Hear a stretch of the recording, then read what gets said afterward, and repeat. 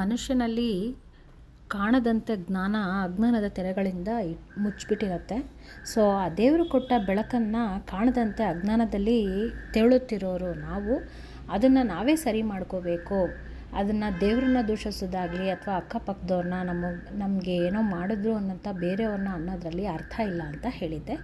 16ನೇ ಶ್ಲೋಕದಲ್ಲಿ ಏನು ಹೇಳ್ತಾರೆ ಅನ್ನೋದನ್ನು ಕೇಳ್ಕೊಳ್ಳೋಣ ಬನ್ನಿ. ಹಾಗಾದರೆ ವಿಡಿಯೋನ ಸ್ಟಾರ್ಟ್ ಮಾಡೋಣ.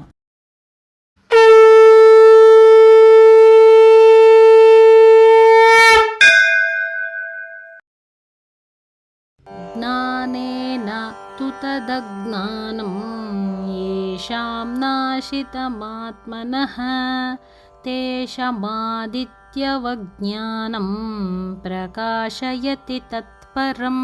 ನಾನು ಈ ಮುಂಚೆ ಹೇಳಿದಾಗೆ ಅಜ್ಞಾನ ಅನ್ನೋ ತೆರೆನಲ್ಲಿ ಮುಚ್ಚಿದ್ದೀವಿ ಅಂತ. ತೆರೆನಲ್ಲಿ ಮುಚ್ಚಿದ್ದೀನಿ ಅಂತ ಹೇಳೋದಕ್ಕಿಂತ ಒಂದು ಪೆಟ್ಟಿಗೆಯೊಳಗೆ ಹಾಕಿ ಭದ್ರವಾಗಿ ಮುಚ್ಚಿದ್ದೀವಿ ಅಂತ ಹೇಳ್ಬೋದು. ಯಾಕೆ ಅಂತಂದರೆ ಜ್ಞಾನಕ್ಕೆ ಮುಚ್ಚಳ ಅಜ್ಞಾನದ್ದು ಹಾಕಿ ಟೈಟ್ ಮಾಡಿ ಕೂರಿಸ್ಬಿಟ್ಟಿದ್ದೀವಿ. ಆದರೆ ಅದನ್ನು ತೆಗಿಯೋಕ್ಕೆ ನಮಗೆ ಇಷ್ಟ ಇಲ್ಲ.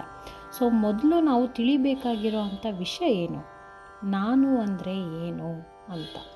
ಅದು ಗೊತ್ತಾದಾಗ ನಮ್ಮ ಲಿಮಿಟೇಷನ್ ಏನು, ನಮ್ಮ ಸ್ಟ್ರೆಂತ್ ಏನು, ನಮ್ಮ ವೀಕ್ನೆಸ್ ಏನು, ಮತ್ತು ಈ 5 ಸೆನ್ಸಸ್ ನಮ್ಮ ಇಂದ್ರಿಯಗಳು ನಾವು ಓನ್ ಮಾಡ್ತಿದ್ದೀವ ಅಥವಾ ಯಾರೋ ಬಂದು ಮಾಡಿಸ್ತಿದ್ದಾರಾ, ನಮ್ಮ ಮನಸ್ಸು ಹೇಳ್ದಂಗೆ ನಾವು ಒಂದೊಂದ್ಸಲಿ ಕೇಳೋದಿಲ್ಲ. ಸೊ ಇದ್ರ ಜೊತೆಯೆಲ್ಲ ನಾನು ಇದ್ದೀನಿ, ಆದರೆ ಇದು ಯಾರು ಮಾಡಿಸ್ತಿದ್ದಾರೆ ಇವೆಲ್ಲ ಅನ್ನೋ ಒಂದು ಗೊಂದಲ ಸ್ಟಾರ್ಟ್ ಆಗುತ್ತೆ. ಈ ಇಂದ್ರಿಯ ಅಂತ ಕೊಟ್ಟೋರು ಯಾರು, ಅದು ಅರ್ಥ ಆಗದೆ ಇದ್ದಾಗ ನಾನು ಕೇವಲ ಅದರ ರಿಫ್ಲೆಕ್ಷನ್ನ, ಪ್ರತಿಬಿಂಬನ ಅಥವಾ ಮೂಲಬಿಂಬನ ಏನು ಅಂತಲೇ ಗೊತ್ತಾಗ್ತಿಲ್ವಲ್ಲ ಅನ್ನೋ ಒಂದು ಗೊಂದಲದಲ್ಲಿ ನಾವು ಸಿಗಾಕೊಳ್ಕೊತೀವಿ. ಸೊ ಈ ಗೊಂದಲದಿಂದ ನಾವು ಹೊರಬರಬೇಕಾದ್ರೆ ಏನು ಮಾಡಬೇಕು? ಜ್ಞಾನ ಅನ್ನೋದು ಬೆಂಕಿಯಂತೆ. ಸೊ ಜ್ಞಾನದ ಕಿಡಿನ ಸತತವಾಗಿ ಅಂತರಂಗದಲ್ಲಿ ಒಳಗಡೆ ಅದನ್ನು ಪ್ರಜ್ವಲಿಸ್ತಾ ಇದ್ದರೆ ಅಜ್ಞಾನ ಅನ್ನೋ ಒಂದು ಪರದೆ ಸುಟ್ಟು ಹೋಗುತ್ತೆ. ನಿರಂತರ ಕಂಟಿನ್ಯೂಸ್ಲಿ ಅಂತರಂಗದಲ್ಲಿ ಮನನ ಮಾತ್ರ ಅಂತರಂಗದ ಜ್ಞಾನನ ಪ್ರಜ್ವಲಿಸಬಹುದು. ಇದು ಹೊರಗಿಂದು ಕೇಳಿಸ್ಕೊಳ್ಳೋದು, ಓದೋದು ಇದೆಲ್ಲ ಒಂದು ಪೂರಕ ಅದಕ್ಕೆ.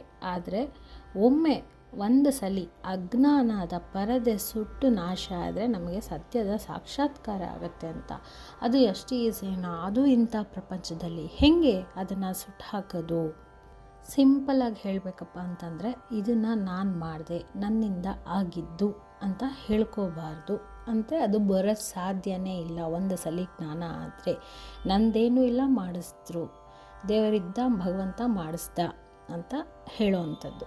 ಹೀಗೆ ಮಾಡೋದನ್ನು ಕೃಷ್ಣ ಅಪರೋಕ್ಷ ಜ್ಞಾನ ಅಂತ ಹೇಳ್ತಾರೆ. ಏನು ಅಪರೋಕ್ಷ ಜ್ಞಾನ ಅಂತಂದರೆ ಮುಂದಿನ ಶ್ಲೋಕದಲ್ಲಿ ನೋಡೋಣ. Thank you for watching.